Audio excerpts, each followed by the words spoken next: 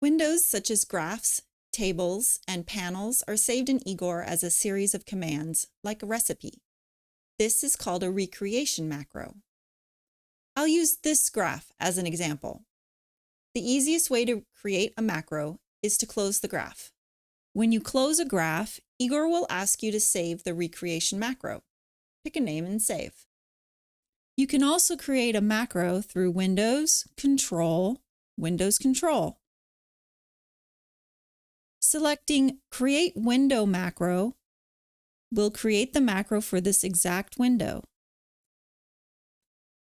To open the graph again, go to Windows, Graph Macros, and select the saved macro. You can also call the macro like a function in the command window or from Igor code. To view or edit the macro code, go to Windows Procedure Browser, expand Procedure, and double-click on the macro.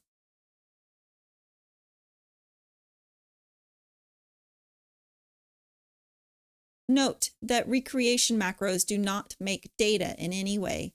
They only contain code concerning the display of data. For more info on recreation macros, open the Help browser from the toolbar. It's the question mark icon. Select Help Topics, Using Igor, Windows. Then double-click on Saving a Window as a recreation macro.